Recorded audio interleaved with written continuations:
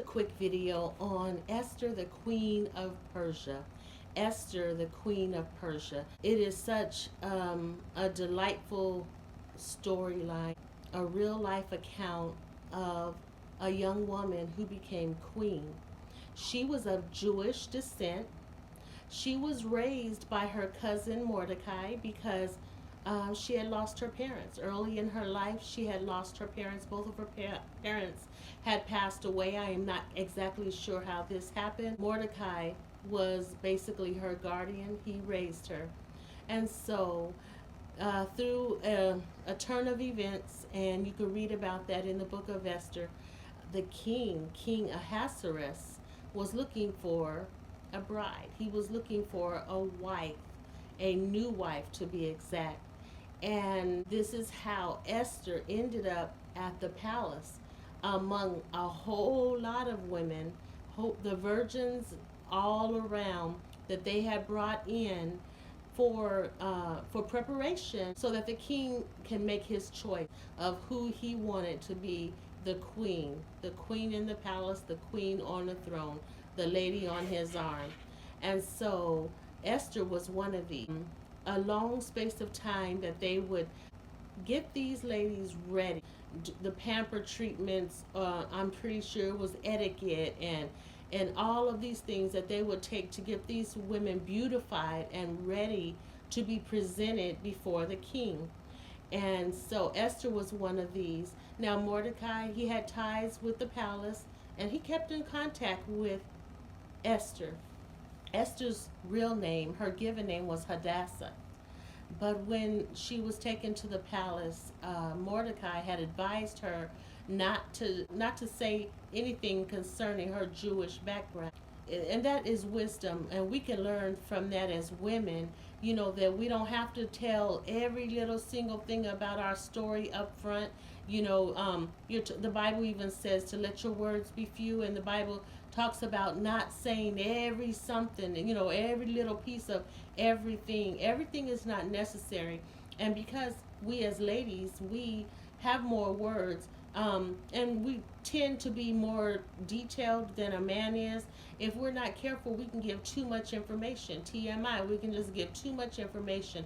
So Mordecai had cautioned her against this. So as she was in and amongst them, there came a time where each of the ladies would have their opportunity to go before the king. And she was a teachable woman. And again, I like to point out that Queen Esther, she was a woman of poise, of a certain dignity, a certain elegance, a certain graciousness about her. I like to say a certain feminine grace. We as women, let's be provoked to be gracious. Let's be provoked to have a feminine grace about ourselves, to have a certain elegance about ourselves. It is nice when you have beautiful jewelry and beautiful clothing and so on and so forth, and you got the best hairstyle in the world maybe, but what about from the inside? What flows from your inside? What about your speech? What about how you walk, how you talk, your how you carry yourself? There should be a certain feminine grace, a certain graciousness, a certain elegance, a certain humbleness about you. And I don't mean an humbleness where you're just you think that you're the scum of the earth, or you think that someone should just walk on you. I don't mean in that way. An humbleness. Esther was teachable.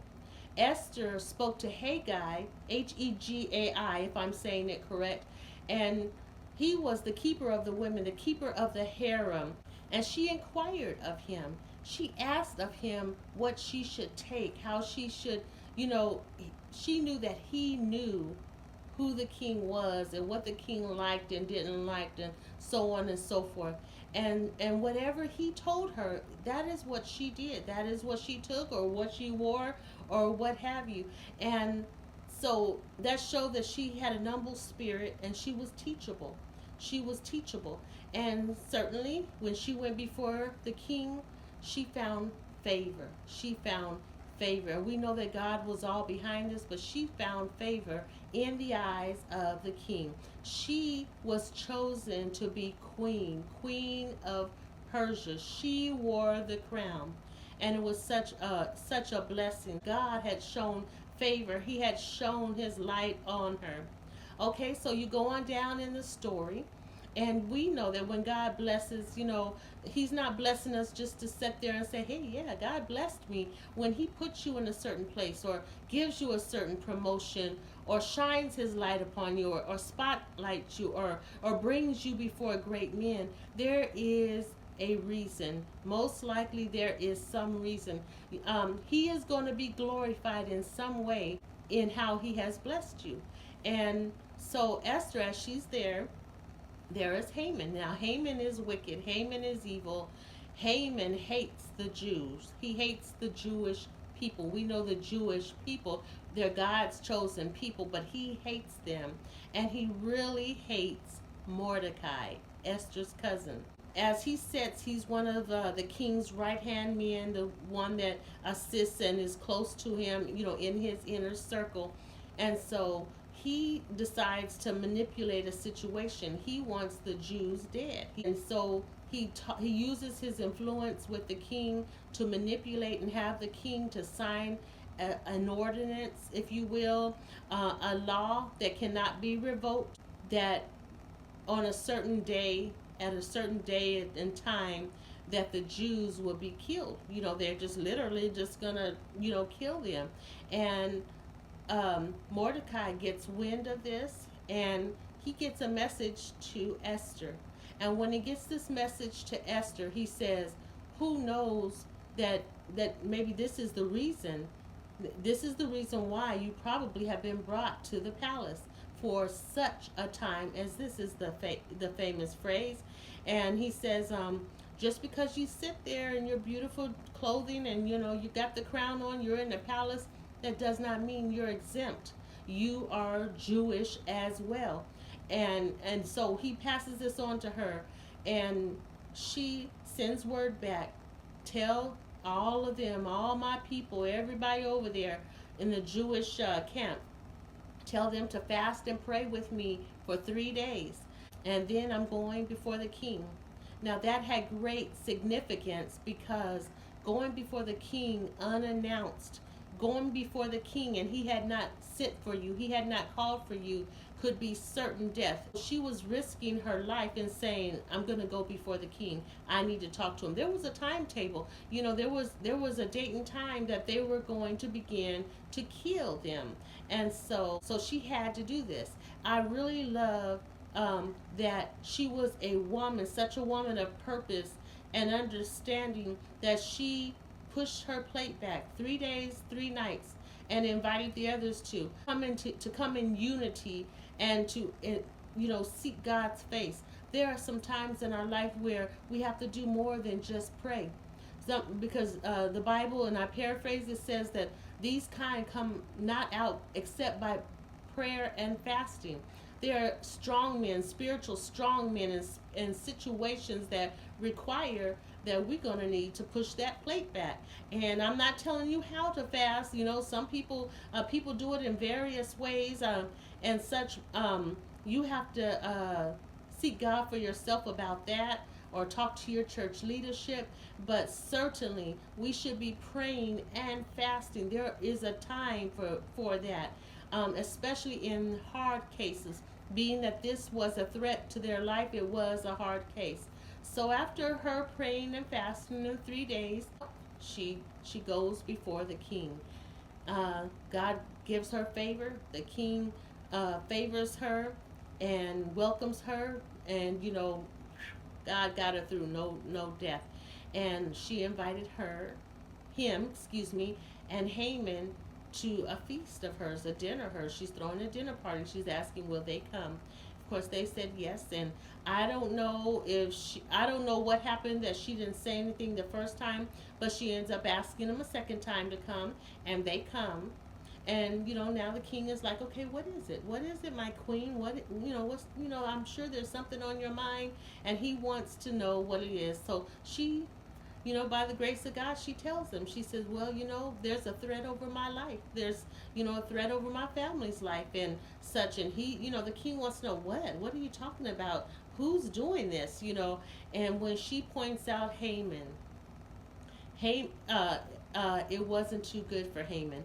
Haman, in his excitement to kill Mordecai, he had built a gallows for hanging somebody, and the gate, and he built it up high because he wanted everybody to see. My understanding is he built it on his own property, and so it ends up that the same gallows that he built for Mordecai, he ended up dying on. He ended up hanging on. And I think about it is a bad thing. It's a terrible thing to go up against people of God. You may not even like them. You may not like how anything about them, but if they belong to God, it's best to leave them alone. Psalms 23 says he prepares a table before us in the presence of our enemies. It's not a good thing to fight against the people of God. No weapon formed against us shall prosper. So as Haman found out the hard way, he was going after the life of God's people, and he ended up losing his own life. Esther, on the other hand, God used her. She was a woman of poise.